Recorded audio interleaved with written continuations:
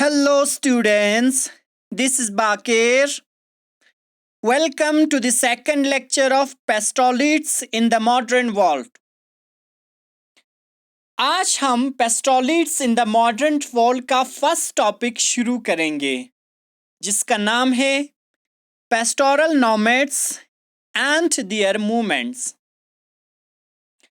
Students, इस topic के ज़रिए हम लोगों को पता चलेगा कि आखिर पेस्टोरल नोमैड्स किन किन एरियाज में पाए जाते हैं, किस तरीके से पेस्टोरल नोमैड्स एक एरिया से दूसरे एरिया में मूव करते हैं।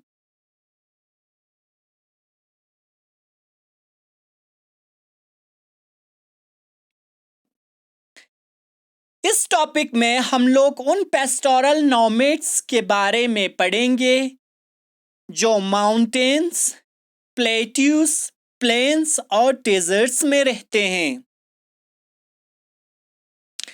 यानी कि हम उन पेस्टोरल कम्युनिटीज़ के बारे में पढ़ने वाले हैं जो कि माउंटेन्स में रहते हैं, जो प्लेट्यूज में रहते हैं, प्लेन्स में रहते हैं और डेजर्ट्स में रहते हैं।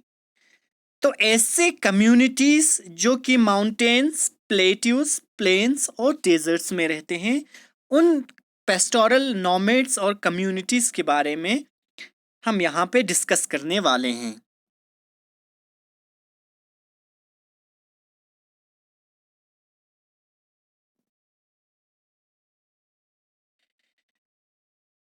शुरुआत करेंगे माउंटेन से, यानी हम शुरू करेंगे माउंटेन से।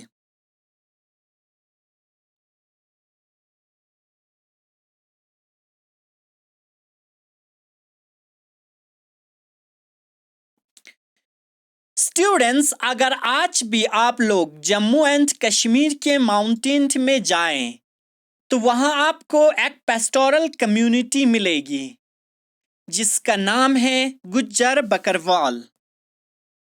गुज्जर बकरवाल बकरवाल वो कम्युनिटी है जो अपने पास शीप्स और गोट्स के हर्ड्स रखना पसंद करते हैं। यानी बकरवाल बेसिकली ऐसे कम्युनिटीज होते हैं जो अपने साथ शीप्स और गोट्स रखते हैं। That is known as Bakarwal communities.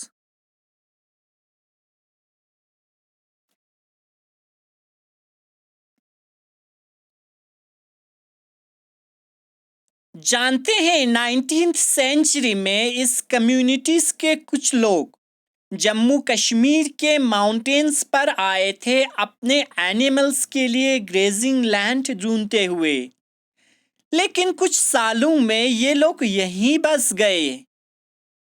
आज ये कम्युनिटीज एनुअली मूव करते हैं समर और विंटर ग्रेजिंग के बीच में।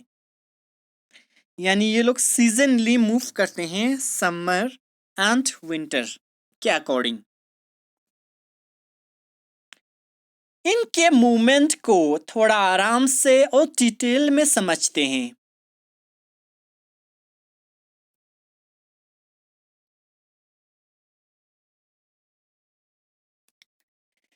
चलिए आप सब इमेजिन कीजिए कि इस फिगर में जो आप माउंटेन देख सकते हैं वो जम्मू एंड कश्मीर का माउंटेन है।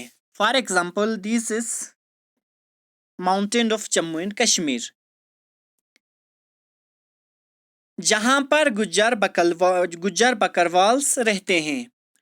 स्टूडेंट्स, विंटर के समय यानी कि सितंबर एंड में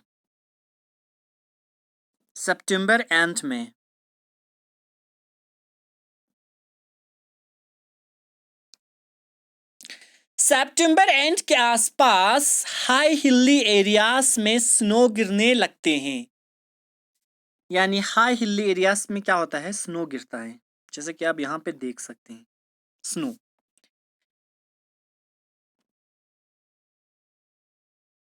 यानी कि गुज्जर बकरवाल्स जो हाई हिल्स पर रहते हैं वहां पर स्नो पड़ने लगते हैं और इसीलिए एनिमल्स के लिए ग्रेजिंग लैंड ढूंढना इम्पॉसिबल हो जाता है।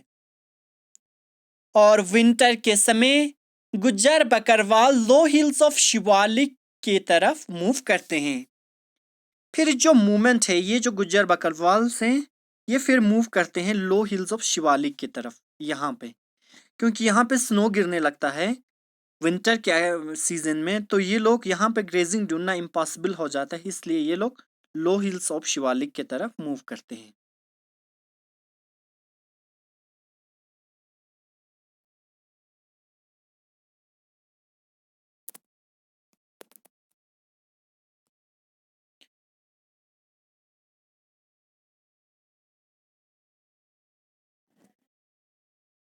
ताकि उनके एनिमल्स को फूड मिल सके। जब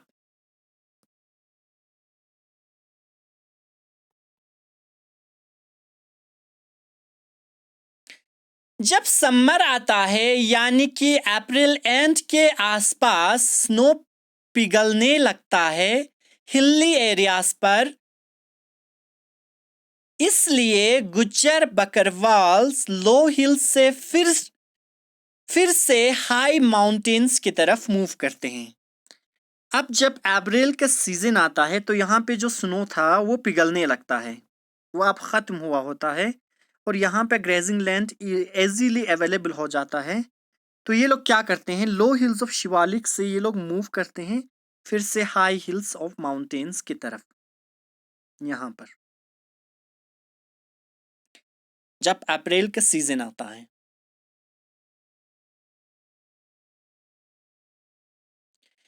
क्योंकि तब स्नो पिघलने से ग्रेजिंग लैंड इजीली अवेलेबल हो जाता है।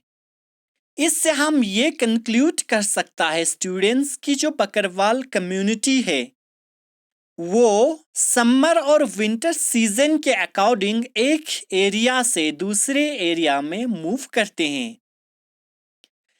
ये कम्युनिटी सिर्फ अपने एनिमल्स के साथ ही नहीं बल्कि ग्रुप ऑफ पीपल के साथ ट्रैवल करना पसंद करते हैं, जिससे काफिला कहा जाता है। यानी ज्यादातर ये लोग एक हुजूम में चलता है कम्युनिटी में, जिसको काफिला कहा जाता है। काफिला।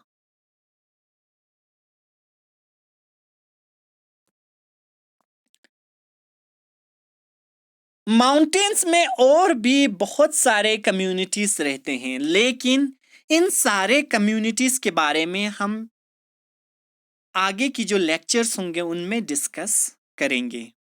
सो स्टूडेंट्स, ये टॉपिक यहीं पे एंड होता है। आपको क्या करने हैं, बेसिकली आपको ये सारे लेक्चर्स अपने कॉपी पर नोट करने हैं, इंक्लूडिंग मैप। मैंने यहाँ पे जो 2 मैप दिया हुआ है या मैंने जिस लेक्चर में भी मैप यूज किया है उन मैप को साथ में आपको अपनी कॉपी पर बनाने हैं।